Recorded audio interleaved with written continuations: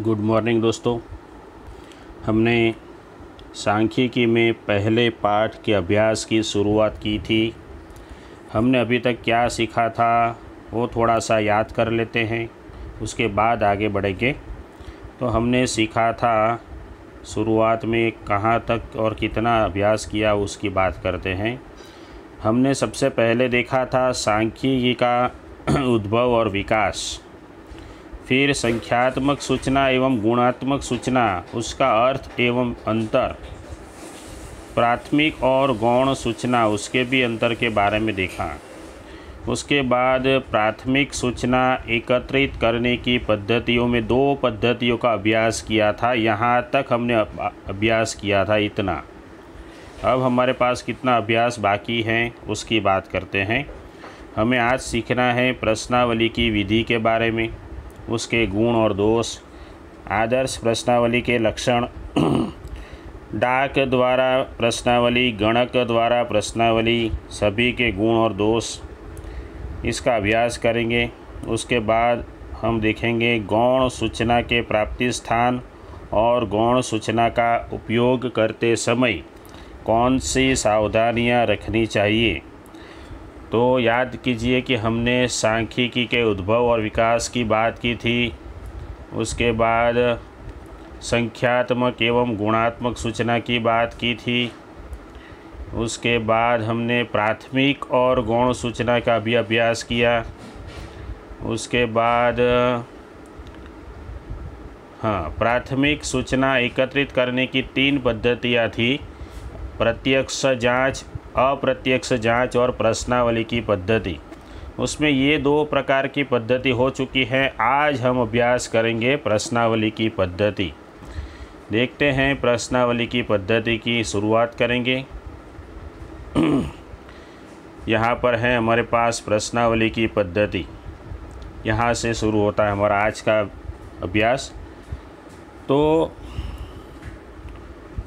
अध्ययन संबंधी उद्देश्य के अनुरूप तर्कबद्ध रूप से क्रम में व्यवस्थित किए प्रश्नों की एक सूची बनाई जाती है। इस पद्धति में प्रश्नों की सूची बनाई जाती है, इसीलिए इसे प्रश्नावली की पद्धति भी कहते हैं। और प्रश्नों के बीच लिखने हेतु रिक्त स्थान, खाली जगह बाकी रखी जाती है, छोड़ दी जाती हैं, ताकि वहाँ पे आसानी से उसके उत्तर लिख सकें। इस प्रकार तैयार किए गए प्रश्नों की सूची को प्रश्नावली कहते हैं। तो प्रश्नावली किसे कहते हैं, हमारे पास परिभाषा हो गई। इस प्रकार प्रश्नावली द्वारा प्राप्त सूचना प्राप्त करने की पद्धति को प्रश्नावली पद्धति कहा जाता है। प्रश्नावली के प्रश्न जो हैं वह संक्षिप्त एवं सरल होने चाहिए, जिससे उत्तरदाता प्रश्नों को समझ सकें और सरलता से उनके उत्तर दे सकें। इतने सरल होने चाहिए। जिस प्रदेश या कार्य क्षेत्र से सूचना प्राप्त करनी हो वह अत्यंत विशाल होना चाहिए, तब यह पद्धति विशेष उपयोगी सिद्ध होती है। याद रखिए, कार्य क्षेत्र अत्यंत विशाल होना चाहिए। इसमें समय और खर्च की बचत होती है, जिससे यह अत्यंत मितव्ययी यानी आसान है। प्रत्यक्ष जांच और अप्रत्यक्ष जांच दोनों में भी प्रश्नावली का उपयोग हो सकता है। प्रत्यक्ष और अप्रत्यक्ष जांच दोनों में प्रश्नावली की पद्धति का उपयोग हो सकता है। प्रश्नावली द्वारा सूचना एकत्रित करने के भी 2 प्रकार हैं, 2 विधियां हैं। पहली विधि है गणक के द्वारा और दूसरी है डाक के द्वारा। तो हम सबसे पहले देखेंगे आदर्श प्रश्नावली के लक्षण, उसके बाद हम गणक और डाक के द्वारा किस प्रकार हम प्रश्नावली पद्धति का उपयोग कर सकते हैं देखेंगे। आदर्श प्रश्नावली के लक्षण। तो आदर्श प्रश्नावली किससे कहते हैं, पहले तो ये देखेंगे।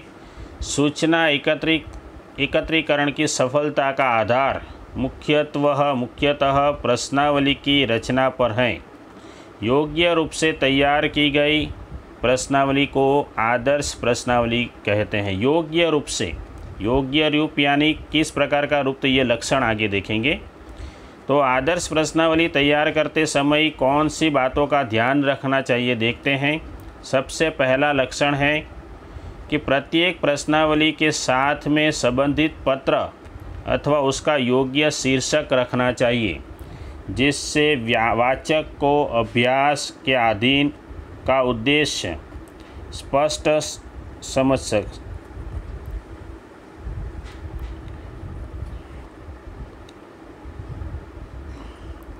क्या था हमारे पास, हाँ, प्रत्येक प्रश्नावली के साथ में संबंधित पत्र अथवा उसका योग्य शीर्षक होना चाहिए, जिससे वाचक को अभ्यास के अधीन उद्देश्य का स्पष्ट ख्याल आ सके। पहला ही लक्षण है हमारी प्रश्नावली का संबंधित पत्र अथवा उद्देश्य होना चाहिए।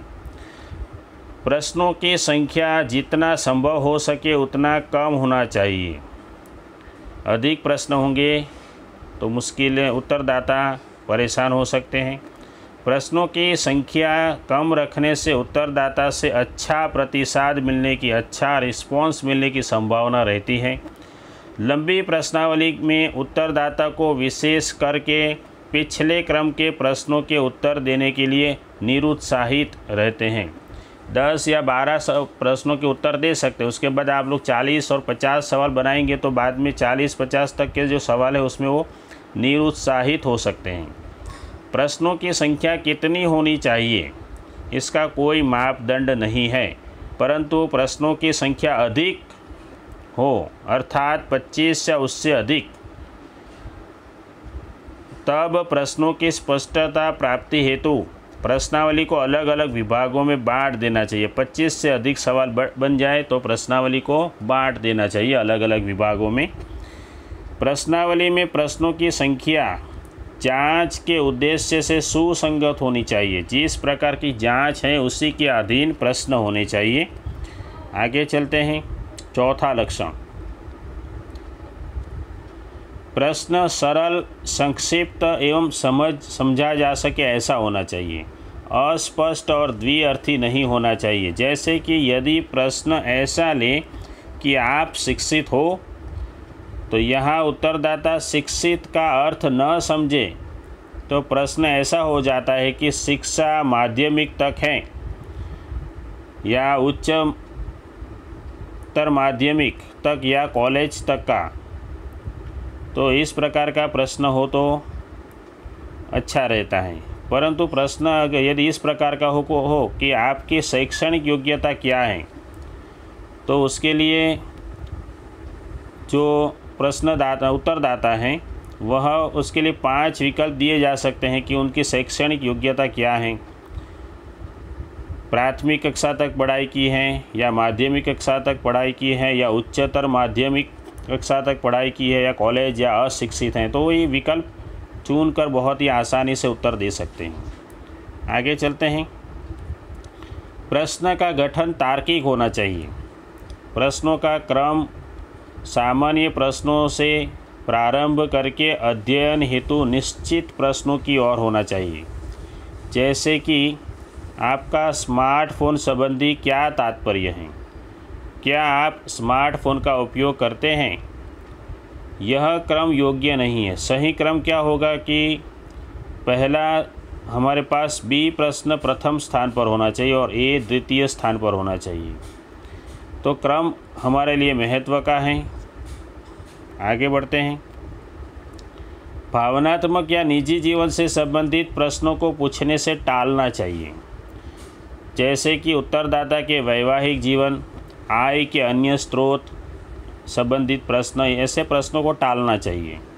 यदि अध्ययन में ऐसे प्रश्नों को आवश्यकता दिखाई पड़ती हो तो उत्तरदाता को ऐसी गारंटी देनी चाहिए कि जिससे उसके द्वारा दी गई सूचना निजी रखी जाएगी, गोपनीय, तथा उसका अन्य हेतु के लिए उपयोग नहीं किया जाएगा। उसे विश्वास देना पड़ेगा।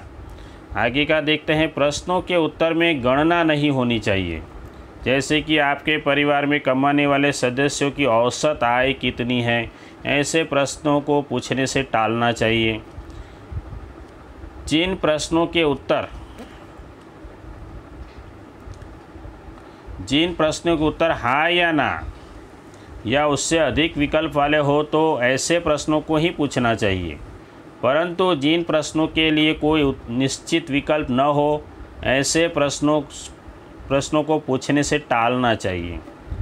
उसका उदाहरण आप लोग खुद पढ़ेंगे, बहुत ही आसान उदाहरण है। यहाँ तक हमें आदर्श प्रश्नावली के लक्षण देखने हैं। उसके बाद यहाँ पर एक उदाहरण भी दिया गया, आदर्श प्रश्नावली का उदाहरण दिया गया इस बॉक्स में। फिर आगे चलते हैं, डाक द्वारा प्रश्नावली की बात करेंगे। तो आदर्श प्रश्नावली तैयार करने के बाद जिससे सूचना प्राप्त करनी हो ऐसे उत्तरदाता को दी गई समयावधि में सभी प्रश्नों के उत्तर देकर वापस भेज देने का निवेदन के साथ डाक द्वारा प्रश्नावली भेजी जाती है। इसलिए प्रत्येक उत्तरदाता को उनके पते वाला योग्य डाक टिकट लगाया हुआ प्रति उत्तर का लिफाफा भी भेजना आवश्यक है। उसे यदि प्रति उत्तर का लिफाफा नहीं भेजते तो हमें वापस प्रश्नावली के उत्तर भी मिलने की संभावना बहुत कम हो जाती है। डाक टिकट लगाया हुआ प्रति लिफाफा। तो उत्तरदाता द्वारा प्रश्नों के उत्तर देने होते हैं। प्रश्नावली के प्रश्न स्पष्ट होने चाहिए, संक्षिप्त होने चाहिए, सरल एवं सटीक और स्वतः स्पष्ट होना चाहिए। तो वर्तमान समय में प्रश्नावली कंप्यूटर के ईमेल तथा मोबाइल द्वारा भी भेजा जा सकता है। गुण देखते हैं। डाक द्वारा प्रश्नावली के गुण और दोष की बात करेंगे। जब सूचना प्राप्ति का क्षेत्र विशाल हो तब सूचना एकत्रित करने के लिए इस पद्धति का उपयोग विशेषकर बहुत अच्छा होता है। यह पद्धति सरल है और कम खर्च में सूचना को प्राप्त करती है। जिन क्षेत्रों में व्यक्तिगत या टेलीफोन के माध्यम द्वारा संपर्क करना कठिन हो ऐसे क्षेत्र में रहे उत्तरदाताओं से गणक इस पद्धति द्वारा सूचना प्राप्त कर सकते हैं। इसके कुछ दोष भी हैं, तो दोष के बारे में अभ्यास करेंगे। पहला दोष है, जब उत्तरदाता अशिक्षित हो और तथा उनमें असहकार की भावना हो तब इस पद्धति का उपयोग नहीं कर सकते, यानी यह पद्धति अनुपयोगी सिद्ध होती है। कितनी बार उत्तरदाता से प्राप्त सूचना, कभी कभी तो उत्तरदाता से प्राप्त सूचना गलत भी होती है, अधूरी भी होती है, या उत्तर दिए बिना ही प्रश्नावली गणक को वापस भेज दी जाती है। यह भी दोष है इसका। एक और दोष है कि आलसी उत्तरदाता प्रश्नावली खो देते हैं अथवा तो सूचना देने में विलंब करते हैं। इस पद्धति में उत्तरदाता को सूचना की स्पष्टता दे सके या प्रश्नों का अर्थघटन करने में सहायभूत हो सके ऐसे व्यक्तियों की कमी रहती है, जिससे प्रश्नों का गलत अर्थघटन होने की पूरी संभावना होती है। गणक द्वारा प्रश्नावली, डाक द्वारा हो गई, अब गणक द्वारा। इसका अर्थ समझते हैं। इस पद्धति में गणक स्वयं उत्तरदाता को प्रत्यक्ष रूप से मिलते हैं और प्रश्नों का उत्तर प्राप्त करते हैं। स्वयं मिलते हैं, यह शब्द ध्यान में रखना है हमें। प्रत्यक्ष रूप से मिलते हैं, स्वयं। प्रश्नों के उत्तर गणक स्वयं अपने हस्ताक्षर द्वारा लिखते हैं। इस प्रकार पूर्व पद्धति और इस पद्धति में अंतर यह है कि उत्तरदाता को प्रश्नावली डाक द्वारा भेज दी जाती थी, डाक द्वारा प्रश्नावली में, जबकि यहाँ पर गणक द्वारा स्वयं प्रश्नावली ले जाकर उत्तरदाता से प्रत्यक्ष मिलते हैं। यहाँ यदि गणक उत्साही, विनयी, प्रामाणिक, कार्यकुशल हो तो उत्तरदाता से प्रश्नों के अनुरूप योग्य उत्तर प्राप्त भी कर सकते हैं। गणक को उत्तरदाता के साथ अनावश्यक विवाद में नहीं उतरना चाहिए तथा उनकी मानहानि न हो, इसका ध्यान रखकर चौकन्ने रहकर मैत्रीपूर्ण वातावरण का भी सर्जन करना चाहिए। ऐसी स्पष्ट सूचना गणक को दी जानी आवश्यक है। गणक द्वारा प्रश्नावली के गुण और दोष की बात करते हैं। योग्य गणकों का चयन करके उत्तरदाता से संपूर्ण सच एवं अति योग्य सूचना यहाँ प्राप्त हो सकती है। योग्य गणकों का चयन होना अत्यंत आवश्यक है। जब उत्तरदाता अशिक्षित असहकार कारक हो तब उत्तरदाता को योग्य घोषणा एवं स्पष्टीकरण द्वारा योग्य सूचना की प्राप्ति की जा सकती है। प्रश्नावली खो जाने की या प्रश्नों की अधूरी सूचना प्राप्ति का प्रश्न यहाँ उपस्थित नहीं होता। प्राप्त सूचना अधिक विश्वसनीय होती है। गणक द्वारा प्राप्त की गई सूचना अधिक विश्वसनीय होती है। इसके दोष का अभ्यास करेंगे। कभी कभार पर्याप्त मात्रा में विशेषज्ञ गणकों की प्राप्ति का कार्य कभी कभी कठिन हो जाता है। कभी कभी ऐसे विशेषज्ञ गणक प्राप्त नहीं हो पाते। बड़ी संख्या में नियुक्त गणकों से उनको चुकाने का मेहनताना जांच के कुल खर्च में वृद्धि करता है। आगे उसके दोष का अभ्यास करेंगे। जांच हेतु अप्रशिक्षित गणकों को प्रशिक्षण देने का कार्य अति कठिन है। उपरांत प्रशिक्षण प्राप्त करने के बाद वे कुशलतापूर्वक प्रामाणिक रूप से या कार्य दक्षता से कार्य करेंगे ऐसा मान लेना भी योग्य नहीं है, जिससे उनके द्वारा प्राप्त सूचना शंकास्पद बन जाती है। जब उत्तरदाता विशाल क्षेत्र में फैले हुए हो तब यह पद्धति अनुपयोगी होती है। ऐसी स्थिति में जांच खर्च और समय में भी वृद्धि होती है। गणकों को उत्तरदाता के साथ समय का तालमेल में बैठाना पड़ता है अथवा कितनी बार एक ही उत्तरदाता 2 से 3 बार मुलाकात करनी पड़ती है और फलस्वरूप निश्चित समय में पूर्ण कार्य संभव नहीं होता।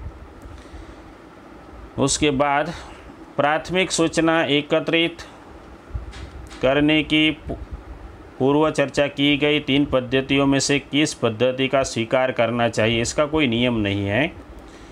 तो जांच हेतु पद्धति के चयन का आधार निम्नलिखित बातों पर रहा है, वो तो ठीक है। आगे चलते हैं गौण सूचना की ओर।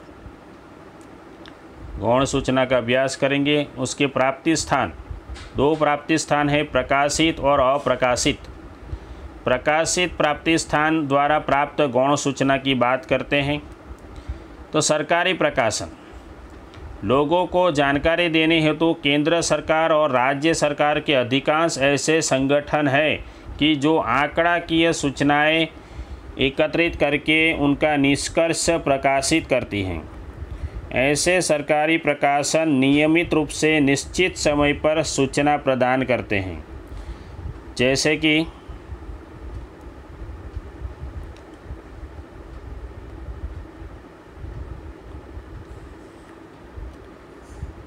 ऐसे सरकारी प्रकाशन नियमित रूप से निश्चित समय पर सूचना प्रदान करते हैं, जैसे कि केंद्रीय सांख्यिकीय संगठन यानी सेंट्रल स्टैटिस्टिकल ऑर्गेनाइजेशन CSO का पूरा नाम, राष्ट्रीय न्यायाधीश जांच संगठन यानी NSSO, भारत जनसंख्या नियामक तथा रजिस्ट्रार जनरल की कचहरी, कृषि संशोधन की भारतीय कारोबारी, ऐसी बहुत सारी ये संस्थाएं हैं जो सूचनाएं सरकारी तौर पर प्रकाशित करती हैं। आगे चलते हैं। ऐसे सरकारी संगठनों द्वारा प्रकाशित हुई सूचना में से थोकबंद भाव का सूचकांक, आयात निर्यात के आंकड़े, जन्म मृत्यु के आंकड़े, कृषि विषयक आंकड़े, जनसंख्या गणना के घटकों से संबंधित सूचना प्राप्त की जा सकती हैं। अर्ध सरकारी प्रकाशन से भी हम लोग बहुत सारी सूचनाएं प्राप्त कर सकते हैं, वह भी महत्व की सूचना का प्रकाशन करते हैं। अंतर्राष्ट्रीय प्रकाशन वह भी सूचनाएं प्रकाशित करता है। संशोधक संस्थान के प्रकाशन, बहुत सारी संस्थाएं यहाँ पर दी गई हैं, अटीरा, PRL, उसके बाद हैं salt and marine research laboratory, IEG economical growth, बहुत सारी संस्थाएं हैं, यहाँ पर भी एक संस्था दी गई हैं। ये सभी संस्थाएं प्रकाशन द्वारा सूचना प्राप्त हेतु कार्य करते हैं। संशोधक संस्थान है ये सब। स्थानीय स्वराज्य संस्थान एवं स्वायत्त शैक्षणिक संस्थान, नगर पालिकाएँ, जिला परिषद, एग्रीकल्चरल यूनिवर्सिटी उनके वार्षिक अभिलेख यानी रिपोर्ट भी प्रकाशित करते हैं। ऐसे बहुत सारी जगह से हमें गौण सूचना प्राप्त हो सकती है। व्यापारिक और व्यावसायिक संस्थान के प्रकाशन, ये भी यहाँ पर दिए गए, कौन से संस्थापन दिए गए हैं यहाँ पर लिखे हुए, यह भी सूचनाएं प्रकाशित करते हैं। वर्तमान पत्र और सामयिक में भी सूचनाएं प्रकाशित होती हैं। ये भी गौण सूचना प्राप्ति हेतु महत्व के प्राप्ति स्थान हैं। अप्रकाशित स्रोत से प्राप्त गौण सूचना, इसकी थोड़ी बात करते हैं। संस्थाओं द्वारा कुछ सांख्यिकीय सूचनाएं अप्रकाशित होती हैं, परंतु निवेदन करने से निजी और सार्वजनिक संस्थान द्वारा स्वसंदर्भ हेतु तैयार किए गए अप्रकाशित आंतरिक अभिलेख से सूचना प्राप्त की जा सकती है। जैसे कि कामदारों का वेतन, वे कितने समय नौकरी करते हैं, उनकी शैक्षणिक योग्यता, निजी एवं सार्वजनिक क्षेत्र की कंपनियों में म्यूचुअल फंड द्वारा होने वाला विनियोग, यूनिवर्सिटी में PhD का महानिबंध इत्यादि सूचनाएं प्राप्त की जा सकती हैं। गौण सूचना का उपयोग करते समय कौन सी सावधानियां रखनी चाहिए, ये हमारा आखिरी मुद्दा है। यहाँ पर पाठ ख़त्म हो जाएगा, तो सावधानियों की बात करते हैं। गौण सूचना का उपयोग करते समय सावधानीपूर्वक जांच आवश्यक है, क्योंकि ऐसी सूचना त्रुटि युक्त यानी खामी वाली, अपर्याप्त, अनादर्श आकार की हो सकती हैं अथवा जांच के उद्देश्य के अनुसार तालमेल भी न खाएं।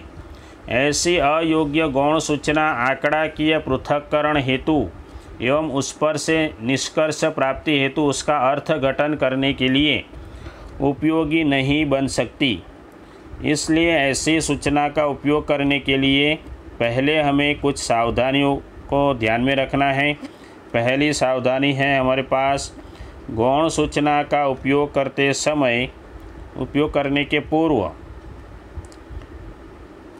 सूचना किसने एवं कहाँ से प्राप्त की है उसका विशेष ध्यान रखना चाहिए।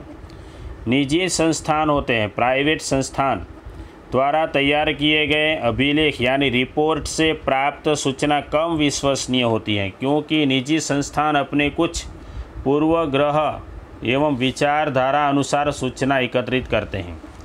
इसीलिए सरकारी सूचना जो होती है वह महत्व की मानी जाती है, विश्वसनीय मानी जाती है।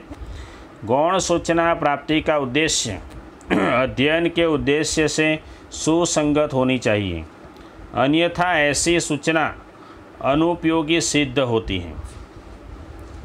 एकत्रित की गई सूचना अत्यंत पुरानी नहीं होनी चाहिए, वह अभी के समय के दौरान सुसंगत होनी चाहिए, जैसे कि अनाज, सोना, पेट्रोल इत्यादि के मूल्य। गौण सूचना के उपयोग से पूर्व सूचना का कार्यक्षेत्र क्या है एवं किस विस्तार से किस हेतु के लिए एकत्रित की गई हैं,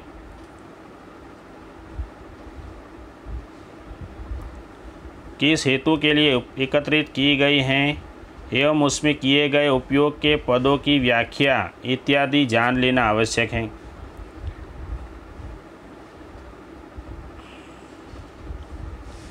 अप्रत्यक्ष गणित की सूचना का उपयोग करने से टालना चाहिए।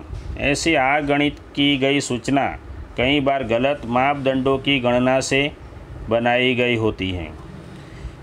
किस पद्धति द्वारा सूचना एकत्रित हुई है यह जान लेना भी आवश्यक है, जिससे संशोधनकर्ता उस पद्धति के गुण दोष से अभिनीत ज्ञात हो प्रकाशित आंकड़ों का अर्थ एवं सीमा जाने बिना उसको ग्रहण करना कभी सुरक्षित नहीं है। ततः गौण सूचना का योग्य लाभ प्राप्त करने के लिए हमें जो ऊपर से ऊपर दी गई सावधानियाँ दी गई हैं उसको ध्यान में रखकर उसका विवेकपूर्ण उपयोग करना चाहिए। तो यहाँ पर हमारा पाठ ख़त्म होता है। आप लोगों को नोटबुक में ये सब यहाँ पर सवाल दिए गए हैं। विभाग ए, विभाग बी, विभाग सी, डी और विभाग ई तक सवाल दिए गए हैं। आप लोग नोट में अच्छे से सवाल के जवाब लिखिए, उसका अभ्यास कीजिए। उसके बाद हम आगे दूसरा पाठ शुरू करेंगे अगले वीडियो में। तब तक के लिए धन्यवाद।